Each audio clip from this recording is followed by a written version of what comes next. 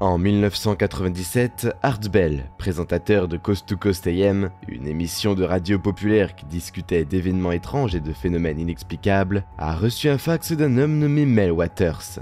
Dans le fax, Mel a mentionné une fosse inhabituelle aux origines inconnues sur sa propriété à Manastash, Washington. La fosse était, selon ses mots, sans fond, et effrayait tellement la faune de la région que les oiseaux ne la survolaient jamais. La lettre était la suivante. « Cher Art, je vous écris pour voir si je pouvais obtenir de l'aide de vous ou de votre vaste auditoire. Je vis dans l'est rural de Washington, près de la crête de Manastash. Sur notre propriété, il y a un trou. Comme les propriétaires précédents et les propriétaires avant eux, nous avons jeté nos déchets dans le trou. Apparemment, le trou est là depuis aussi longtemps qu'on s'en souvienne. Au début, je pensais que c'était un ancien puits. Quoi qu'il en soit, le trou mesure 3 mètres de diamètre. Il y a un mur de soutènement en pierre autour, et nous avons mis une porte en acier sur le dessus pour empêcher quiconque de tomber dedans. Comme je l'ai dit plus tôt, les gens jetaient leurs déchets dans le puits pendant des décennies. Meubles, ordures ménagères, vaches mortes, débris de construction, etc. Le fait est que j'ai remarqué que le trou ne se remplissait jamais. Alors je suis devenu curieux, en fait obsédé. J'ai commencé à essayer de mesurer la profondeur du trou. J'ai vidé 3 moulinets de pêche, environ 1500 mètres de monofilament, en essayant de déterminer la profondeur. Bientôt, j'allais acheter une ligne de pêche en vrac. Jusqu'à présent, j'ai coulé environ 24,384 km de ligne dans le trou sans atteindre le fond.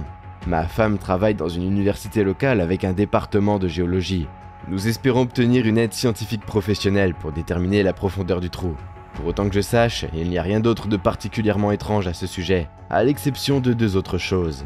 Les chiens refusent de s'approcher à moins de 30,5 mètres du trou. Les oiseaux ne s'assoient pas sur le mur du soutènement ou la porte en métal. Une autre chose étrange est qu'il n'y a pas d'écho lorsque vous criez dans le trou. En effet, je n'ai jamais entendu quoi que ce soit toucher le fond lorsqu'il est jeté. Nous avons déjà jeté un vieux réfrigérateur et nous ne l'avons jamais entendu toucher le fond. Pas de crash, d'éclaboussure ou de craquement. J'espère que vos auditeurs pourront vous aider avec des explications possibles. Je me demande si cela, sur la base de mes mesures jusqu'à présent, pourrait être le trou le plus profond sur Terre, signé Mel Waters. Peu de temps après, Art Bell a invité Mel à apparaître dans son émission de radio, où Mel a présenté au monde ce qui allait devenir l'un des mystères les plus célèbres du XXIe siècle, Mel's Hole, ou le trou de Mel en français.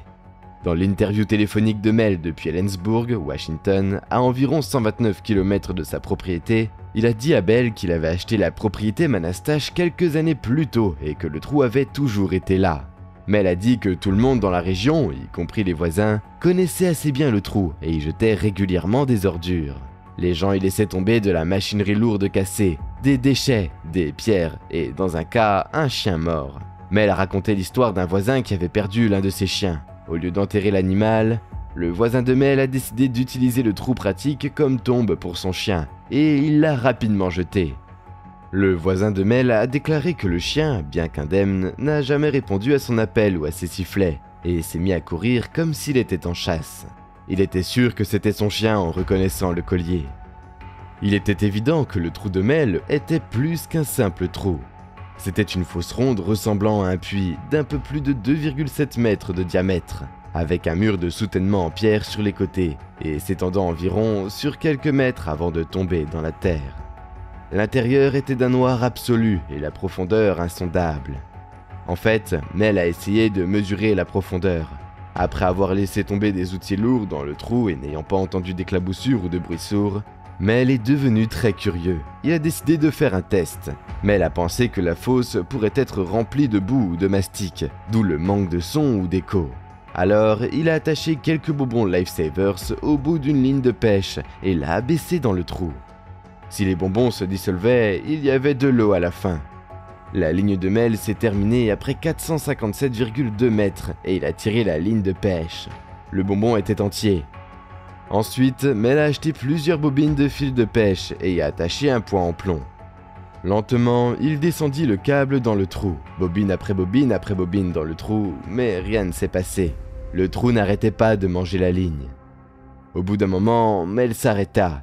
Il a découvert qu'il avait descendu environ 24 384 mètres de ligne dans le trou, un peu plus de 24 km de corde. Mais il n'avait pas atteint la fin. Le trou n'avait pas de fin. Mel avait contacté Hart pour l'aider à marquer la profondeur de la fosse, car il était clairement hors de sa profondeur.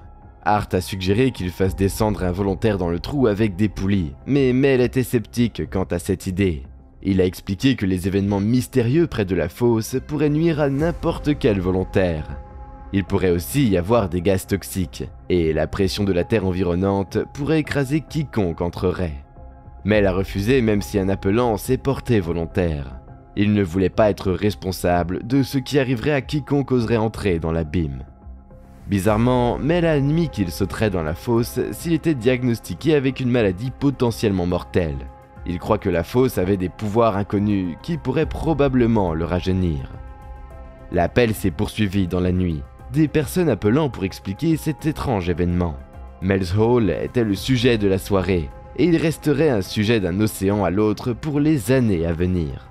Dans un deuxième fax à l'émission de radio, 4 jours seulement après la conférence, Mel a informé Hart qu'exactement un jour après l'émission, Mel était retourné dans sa propriété à Manastash. À son retour, il a découvert que la route menant à sa propriété était bloquée par des militaires armés qui l'empêchaient d'entrer dans la propriété. Ils ont affirmé qu'un avion s'était écrasé sur son terrain et enquêtait dessus. Cependant, Mel n'avait remarqué aucune fumée ou débris à proximité du site. Au lieu de cela, il avait vu, selon ses propres termes, des hommes en tenue jaune, probablement des combinaisons de protection contre les matières dangereuses, se déplacer dans le pays. Mel a demandé à parler à un responsable et ils ont raconté la même histoire. Ils l'ont subtilement menacé, laissant entendre que le terrain n'était pas nécessairement la propriété de Mel et qu'il pourrait facilement, je cite, y trouver un laboratoire de drogue. Mel a dit qu'il irait voir la presse, mais l'homme en uniforme s'est moqué et l'a mis au défi, expliquant que personne ne le croirait de toute façon. Mel a également ajouté que ses voisins lui avaient dit quelque chose d'intéressant à propos du trou. Il a dit qu'il y a quelque temps avant l'émission, il avait vu un faisceau noir solide sortir du trou, comme un projecteur atteignant le ciel. Il semble n'avoir aucune fin et aspire la lumière qui l'entoure. Art Bell a rapidement invité Mel à un deuxième appel dans l'émission. Il a demandé s'il y avait de nouveaux développements sur la question militaire. Mel a également dit à Bell qu'il avait reçu un message de son agent immobilier, indiquant que quelqu'un était intéressé à acheter la propriété de Mel. Il n'y avait pas encore d'offre, mais son agent lui a assuré que ce serait juteux. Mel a également parlé d'un homme plus âgé, qui lui a dit que le trou était autrefois entouré de colonnes de pierre, comme Stonehenge. Cela signifie-t-il que le trou est beaucoup plus ancien que l'on ne l'imaginait? Le trou aurait-il pu être là depuis des temps immémoriaux? Un appelant de la même région a rapporté qu'en 1989, son professeur d'université avait également mentionné un grand puits sans fond. Un autre appelant a noté que la propriété de Mel se trouve à côté du centre de formation de Yakima, une installation gouvernementale, d'où l'ingérence militaire rapide. Avant la fin de l'appel, le public a dit à Mel d'être prudent, car la région était un site bien connu pour les observations d'ovnis et les événements étranges. Ils étaient intéressés par l'histoire de Mel et espéraient qu'il reviendrait, mais ils ne savaient pas que Mel ne reviendrait que 3 ans plus tard. Mel n'a pas rappelé pour parler à l'émission de sa propriété ou de l'offre lucrative qu'il avait pour celle-ci. On n'a plus entendu parler de lui pendant plus de 3 ans et il semblait qu'il avait disparu de la surface de la Terre. Cependant, en 2002, Art Bell l'a finalement retrouvé et l'a ramené dans la série. Il a fait raconter à Mel son histoire sur le trou, vérifiant s'il se souvenait des faits. Mel l'a fait. Mel Waters a également divulgué un secret fou. Certaines personnes lui avaient offert 250 000 $ par mois pour un bail perpétuel sur la propriété. Tout ce qu'il avait à faire était de prendre l'argent, de ne jamais parler de la fosse et de déménager. Mel a bien sûr pris l'argent et a émigré en Australie. Quand Art Bell a demandé pourquoi il ne s'était plus jamais présenté à l'émission ou n'avait jamais appelé d'Australie, Mel a raconté une histoire effrayante. En décembre 1999, alors qu'il devait apparaître dans l'émission, il tente d'aider son neveu à emménager dans un appartement du quartier de l'Olympia. Après avoir amené le camion de déménagement à Tacoma, Mel a dû prendre un bus pour retourner à Olympia. C'est alors que la chose la plus étrange s'est produite. Leur bus a été arrêté par la société de transport en raison d'une altercation dans le bus. Il a été conduit à un deuxième bus avec d'autres passagers, et c'est tout ce dont il se souvenait. Environ 12 jours plus tard, Mel s'est retrouvé dans une ruelle sale de San Francisco. Ses effets personnels avaient disparu et il a trouvé une bande intraveineuse sur son bras. Ses molaires avaient également été retirés alors qu'il était assommé. En désespoir de cause, Mel a contacté son neveu qui lui a obtenu un billet pour Olympia. Quelques jours après son arrivée, Mel découvre qu'il a été déposé un procès. C'était son ex-femme, la véritable propriétaire de la propriété, et elle le poursuivait pour avoir violé les termes de son bail initial. Les violations comprenaient la construction d'un système de carburant souterrain, d'une fosse septique et de routes pavées. Mel n'a rien construit de tout cela, mais peut-être que le gouvernement l'a fait. La partie la plus intrigante et quelque peu incroyable de l'histoire de Mel tourne autour d'un simple centime. Après s'être réveillé à San Francisco, Mel a remarqué que sa boucle de ceinture avait également disparu. Il s'agissait d'une boucle artisanale faite d'une fourchette tordue, de pierres et de pièces de monnaie trouvées sur le site. Mel avait fabriqué 10 de ces boucles avec 10 pièces de 10 cents de Roosevelt, trouvées dans une mystérieuse enveloppe chinoise porte-bonheur rouge. Mel s'est demandé pourquoi ils avaient pris sa ceinture, alors il a retrouvé l'un des hommes à qui il avait vendu sa ceinture personnalisée. En examinant les pièces de la ceinture, Mel a découvert que la pièce de 10 cents avait été produite en 1943, malgré le fait qu'il n'y avait pas de pièce de 10 cents avec le portail de Roosevelt en 1943. De plus, chaque pièce américaine porte une lettre indiquant le lieu où elle a été fabriquée. Ce sou portait la lettre B, malgré le fait qu'aucune ville dans l'histoire de la frappe de la monnaie américaine n'avait jamais commencé par une lettre B. C'était très inhabituel et il l'avait envoyé à un expert en pièces pour la faire évaluer. Cependant, quelques jours plus tard, l'expert a affirmé que le département du Trésor lui avait confisqué la pièce. Richard C. Hoagland, physicien hyperdimensionnel, théoricien et célèbre chercheur extraterrestre, a suggéré plus tard que les pièces pouvaient provenir d'un univers parallèle. Si ces pièces trouvées près de Mel's Hall proviennent d'un autre univers parallèle, cela signifie-t-il que le trou est une sorte de portail interdimensionnel?